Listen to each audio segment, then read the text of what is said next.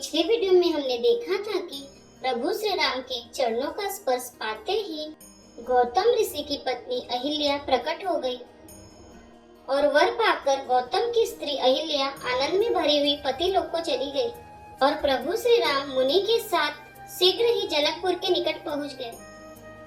अब आगे प्रेम मगन मनुजानि नृपो करी विवेक उधरि धीर बोले मुनि पद नाय सिरु गद गद गिरा कबीर सियावर रामचंद्र की जय। मन को प्रेम में मग्न जान राजा जनक ने विवेक का आश्रय लेकर धीरज धारण किया और मुनि के चरणों में सिर नवाकर गदगद गंभीर वाणी से कहा, कहु नाथ सुंदर दो बालक मुनि कुल तिलक के नृप कुल पालक ब्रह्म जो निगम नेति कही गावा उभय बेस धरि की सोई आवा। हे नाथ कहिए, ये दोनों सुंदर बालक मुनि कुल के आभूषण हैं या किसी राजवंश के पालक अथवा जिसका वेदों ने नेति कहकर गान किया है, कहीं वह ब्रह्मा तो युगल रूप धरकर नहीं आया है। सहज विराग रूप मनु मोरा थकित होत जिमि चंद चकोरा ताते प्रभु पूछो सती भाव कहु नाथ जनि करहु दुराऊ। मेरा मन जो स्वभाव से ही वैराग्य रूप बना हुआ है, इन्हें देखकर इस तरह मुग्ध हो रहा है जैसे चंद्रमा को देखकर चकोर। हे प्रभु, इसलिए मैं आपसे सत्य भाव से पूछता हूँ, हे नाथ बताइए, छिपाओ ना कीजिए।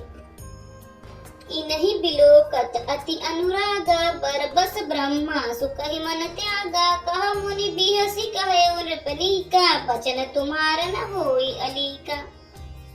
इनको देखते ही अत्यंत प्रेम के वश होकर मेरे मन ने जबरदस्ती ब्रह्मा सुख को त्याग दिया है।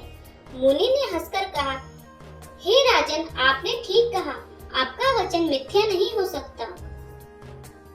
ए प्रिय सबहि जहाँ लगी प्राणी मन मुस्काहे राम सुनि बानी रघुकुल मनि दशरथ के जाए मम हित लागी नरेश पठाए। जगत में जहाँ तक जितने भी प्राणी हैं, ये सभी को प्रिय है। मुनि की रहस्य भरी वाणी सुनकर श्री राम जी मन ही मन मुस्कुराते हैं, हंसकर मानो संकेत करते हैं कि रहस्य खोलिए नहीं। तब मुनि ने कहा, ये रघुकुल मनि महाराज दशरथ के पुत्र हैं, मेरे हित के लिए राजा ने इन्हें मेरे साथ भेजा है। राम लखन दो बंधु बर रूप सील बल धाम मख राखेउ सबु साखी जगु जीते असुर संग्राम सियावर रामचंद्र की जय। ये राम और लक्ष्मण दोनों श्रेष्ठ भाई रूप, सील और बल के धाम हैं। सारा जगत इस बात का साक्षी है कि इन्होंने युद्ध में असुरों को जीतकर मेरे यज्ञ की रक्षा की है। मुनि तव चरण देखि कहराऊ कही न सकऊ निज पुण्य प्रभाऊ सुंदर श्याम गौर दो भ्राता आनंद के आनंद दाता। राजा ने कहा, हे मुनि, आपके चरणों के दर्शन कर मैं अपना पुण्य प्रभाव कह नहीं सकता। ये सुंदर श्याम और गौर वर्ण के दोनों भाई आनंद को भी आनंद देने वाले हैं। इनके प्रीति परस्पर पावनी कही न जाय मन भाव सुहावनी सुनहु नाथ कह मुदित विधेयु ब्रह्मा जीव एवं सहज सनेहु। इनकी आपस की प्रीति बड़ी पवित्र और सुहावनी है, वह मन को बहुत भाती है पर वाणी से कही नहीं जा सकती। विदेह आनंदित होकर कहते हैं, हे नाथ सुनिए, ब्रह्मा और जीव की तरह इनमें स्वाभाविक प्रेम है। पुनि पुनि प्रभु विचितव नर नाहु पुलक गात और अधिक उचाओ मुनि ही प्रशंसी नाई पद शीसु चले उलवाई नगर अवनीसु। राजा बार बार प्रभु को देखते हैं, दृष्टि वहां से हटना ही नहीं चाहती। प्रेम से शरीर पुलकित हो रहा है और हृदय में बड़ा उत्साह है। फिर मुनि की प्रशंसा करके और उनके चरणों में सिर नवाकर राजा उन्हें नगर में लिवा चले। सुंदर सदन सुखद सब काला तहाँ बासुले दीन बुआला करी पूजा सब विधि सेवकाई गए उराव गृह विदा कराई। एक सुंदर महल जो सब समय सभी ऋतुओं में सुखदायक था, वहाँ राजा ने उन्हें ले जाकर ठहराया। तदनंतर सब प्रकार से पूजा और सेवा करके राजा विदा मांगकर अपने घर गए। ऋषि संग रघुवंश मनि करि भोजन विश्रामो बैठे प्रभु भ्राता सहित दिवस रहा भरि जामु सियावर रामचंद्र की जय। रघुकुल के शिरोमणि प्रभु श्री रामचंद्र जी ऋषियों के साथ भोजन और विश्राम करके भाई लक्ष्मण समेत बैठे। उस समय पहर भर दिन रह गया था।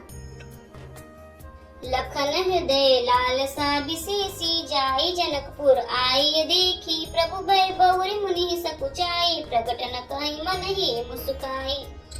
लक्ष्मण जी के हृदय में विशेष लालसा है कि जाकर जनकपुर देख आवे, परंतु प्रभु श्री रामचंद्र जी का डर है और फिर मुनि से भी सकुचाते हैं, इसलिए प्रकट में कुछ नहीं कहते, मन ही मन मुस्कुरा रहे हैं। राम अनुज मन की गति जानी भगत बछलता ही अहुलसानी परम विनीत सकुची मुस्काई बोले गुर अनुशासन पाए। अंतर्यामी श्री रामचंद्र जी ने छोटे भाई के मन की दशा जान ली, तब उनके हृदय में भक्त वत्सलता उमड़ आई। वे गुरु की आज्ञा पाकर बहुत ही विनय के साथ सकुचाते हुए मुस्कुराकर बोले, नाथ लखनपुर देख न चाहे प्रभु सकोच डर प्रगट न काहे जो राउर आय सुमय पाओ नगर दिखाए तुरंत ले आओ। हे नाथ, लक्ष्मण नगर देखना चाहते हैं, किंतु प्रभु आपके डर और संकोच के कारण स्पष्ट नहीं कहते। यदि आपकी आज्ञा पाऊं तो मैं इनको नगर दिखलाकर तुरंत ही वापस ले आऊं। सुनी मुनि सुकह बचन सप्रीति कसन राम तुम राखहु नीति धर्म से तु पालक तुम ताता प्रेम विवश सेवक सुखदाता। यह सुनकर मुनीश्वर विश्वामित्र जी ने प्रेम सहित वचन कहे, हे राम, तुम नीति की रक्षा कैसे न करोगे। हे तात, तुम धर्म की मर्यादा का पालन करने वाले और प्रेम के वशीभूत होकर सेवकों को सुख देने वाले हो। जाई देखी आवहु नगरो सुख निधान दो भाई करहु सुफल सबके नयन सुंदर बदन दिखाई सियावर रामचंद्र की जय। सुख के निदान दोनों भाई जाकर नगर देखाओ, अपने सुंदर मुख दिखलाकर सब नगर निवासियों के नेत्रों को सफल करो। मुनिपद कमल बंदी दो भ्राता चले लोक लोचन सुखदाता बालक वृंद देखी अति शोभा लगे संग लोचन मनुलोभा। सब लोगों के नेत्रों को सुख देने वाले दोनों भाई मुनि के चरण कमलों की वंदना करके चले। बालकों के झुंड इनके सौंदर्य की अत्यंत शोभा देखकर साथ लग गए, उनके नेत्र और मन लुभा गए। पीत बसन परिकर कटि भाटा चारु चाप सरसोहत हाथा तन अनुहरत सुचंदन खोरी श्यामल गौर मनोहर जोरी। दोनों भाइयों के पीले रंग के वस्त्र हैं, कमर के पीले दुपट्टों में तरकस बंधे हैं, हाथों में सुंदर धनुष बाण सुशोभित है। श्याम और गौर वर्ण के शरीरों के अनुकूल अर्थात जिस पर जिस रंग का चंदन अधिक भव्य उस पर उसी रंग के सुंदर चंदन की खौर लगी है। सावरे और गोरे की मनोहर जोड़ी है।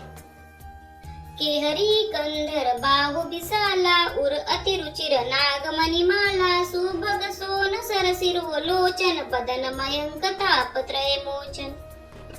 सिंह के समान गर्दन है, विशाल भुजाएं हैं, चौड़ी छाती पर अत्यंत सुंदर गजमुक्ता की माला है, सुंदर लाल कमल के समान नेत्र हैं, तीनों तापों से छुड़ाने वाला चंद्रमा के समान मुख है। कानहि कनक फूल छवि देहि चितवत चितहि चोरी जनु लेहि चितवनि चारु भ्रुकुटि बर बाकी तिलक रेख शोभा जनु चाकी। कानों में सोने के कर्ण फूल अत्यंत शोभा दे रहे हैं और देखते ही देखने वाले के चित्त को मानो चुरा लेते हैं। उनकी चितवन बड़ी मनोहर है और भौहें तिरछी एवं सुंदर है। माथे पर तिलक की रेखाएं ऐसी सुंदर हैं मानो मूर्तिमती शोभा पर मोहर लगा दी गई है। रुचिर चोतनी सुबक सिर मेचक कुंचित केस नकसिक सुंदर बंधु दो शोभा सकल सुदेश सियावर रामचंद्र की जय। सिर पर सुंदर चौकोनी टोपियां हैं, काले और घुंघराले बाल हैं। दोनों भाई नख से लेकर शिखा तक सुंदर हैं और सारी शोभा जहाँ जैसी चाहिए वैसी ही है।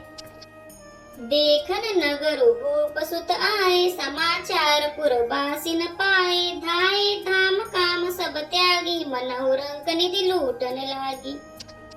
जब पुरवासियों ने यह समाचार पाया कि दोनों राजकुमार नगर देखने के लिए आए हैं, तब वे सब घर बार और सब काम काज छोड़कर ऐसे दौड़े मानो दरिद्री धन का खजाना लूटने दौड़े हों।